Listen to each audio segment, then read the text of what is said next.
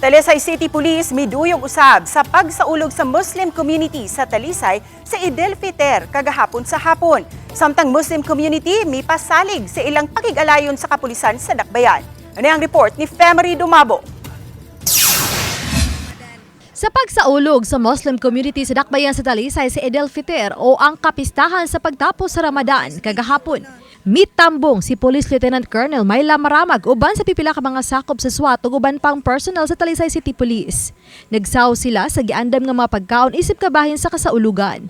Adunay 80 ka pamilya ang Muslim community sa Barangay Haklupan nga nanimuyo nasod sa pipila ka tuig. Matod ni Maramag ang ilang pagbisita isip iyang courtesy call sa Muslim community human matudlo isip hepe sa Talisay City Police. Mipasalig usab ang Muslim community sa padayon nilang pagsuporta sa kapulisan sa Dakbayan sa Talisay ug muabag sa pagpaniid sa mupuyo sa ilang dapit. We celebrated with them the Eid al-Fitr or the end of the 30-day Ramadan nila. They promise support and cooperation in the police, for the police and for the local government of Talisay po.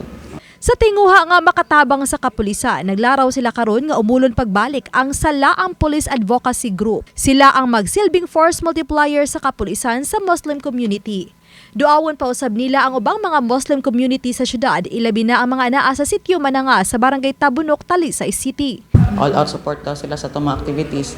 And so we've decided to revitalize the group Salaam Police Advocacy Group, and then they will help out in all activities, especially information gathering also, since they are residents of Talisay and Talisay no nasad sila.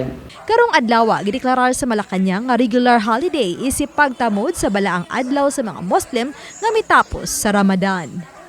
Obani Cleofer Lumayag ug Rod Prado, Femery Dumabok.